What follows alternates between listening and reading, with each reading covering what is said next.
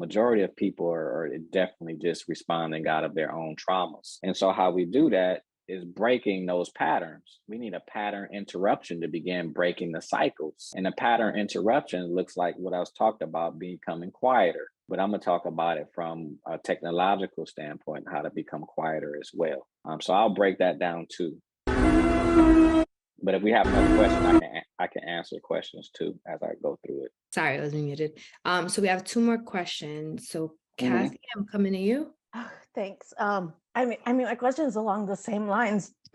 I lost my grandmother about a year ago, and that brought up a lot of these like traumas and just memories. Like I adored her, loved her so much.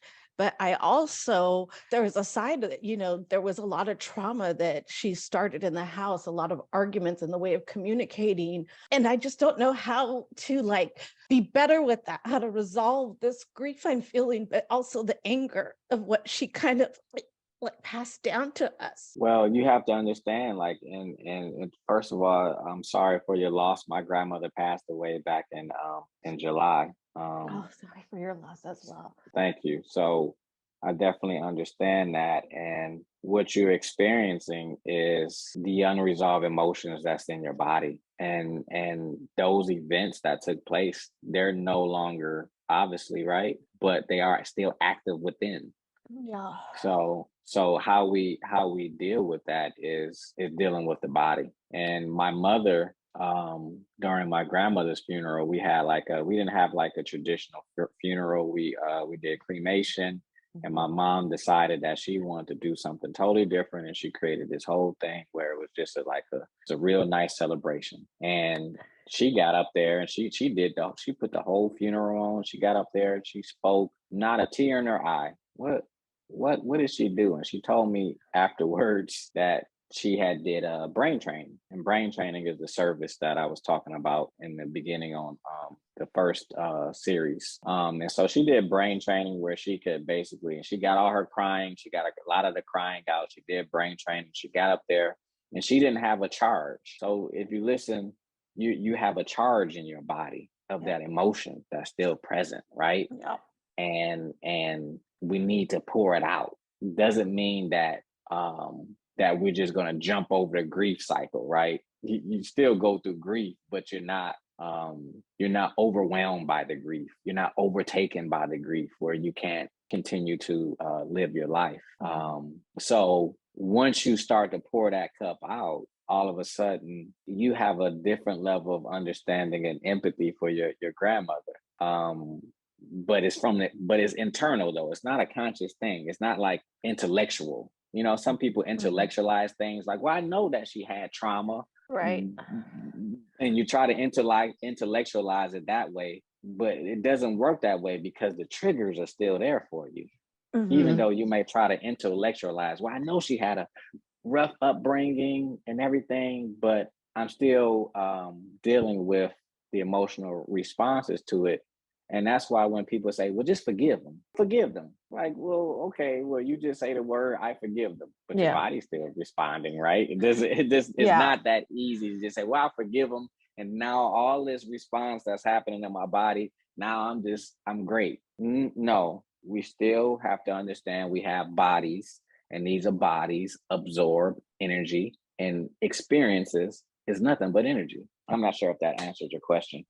No, it helps. Yeah, it's just it's been so wonderful to listen to you, to help just see different avenues to take, and for honestly just to feel seen. Like I'm not crazy, I'm not lazy, I'm not alone in this. And it's somehow comforting to know that there's a reason for why these things are happening, and that I'm not just like, I feel this guilt, like I've been a bad granddaughter because I kind of stepped away for the family for some years because I just felt like I couldn't be around this like toxic behavior and the way people were communicating, and I stepped away. And then there's that guilt of like not being around so much and not coming to the house for holidays, but I felt like I had to save my life. And now I just, I'm still dealing with the guilt of I should have spent more time with her.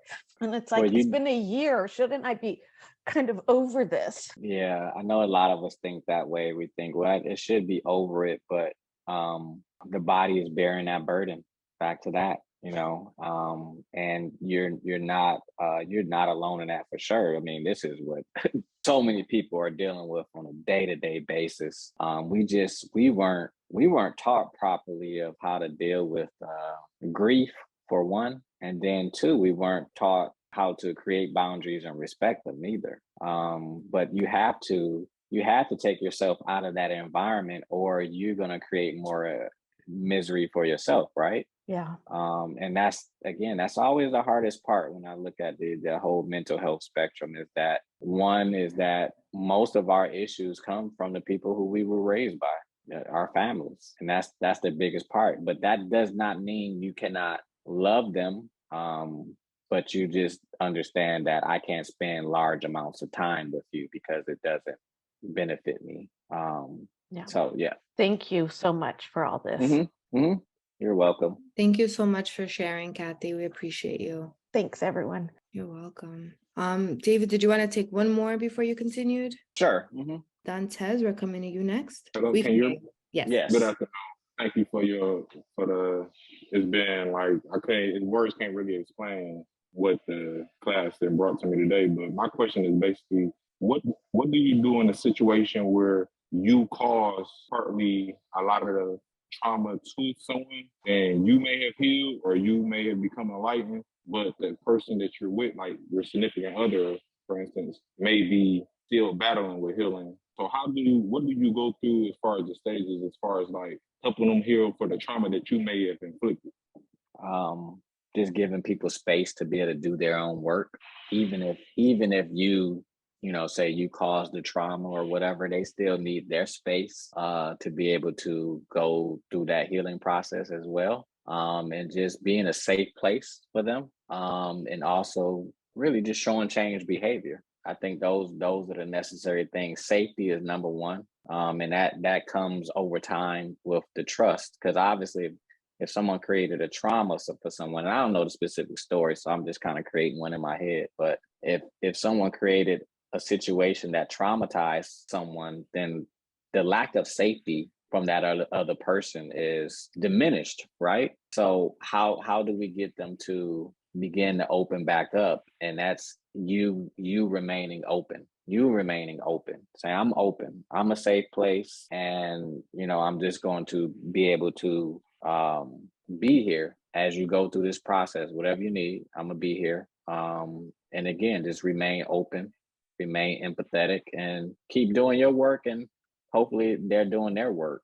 And then hopefully that person can open up. And when they're ready to open, you're already open. So it works best, to come back together in that regard. But really, there's no real quick fix when it comes to reconciling, because of people you might have created some type of stressor or trauma for a person, but also we don't know what's unresolved within that person that spiraled them even further from this event. So are you in your doing your work, you doing your healing work, they're doing their healing work? Yes, most definitely. So that's really the best thing. But then too, use better tools that could be more helpful in terms of moving through the situation.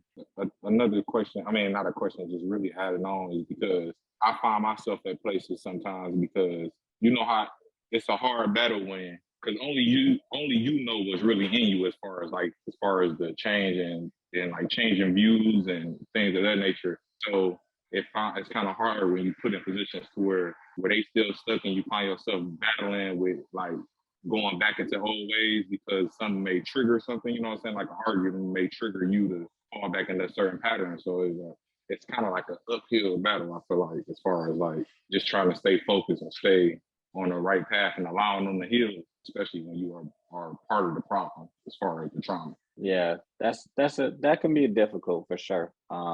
And wanting to be like wanting for that person to be ready for, the next phase of the relationship, but they may not be ready fully because, again, internal safety. But again, these, like I have up here, the pattern interruption, being able to do these types of modalities could help move it along.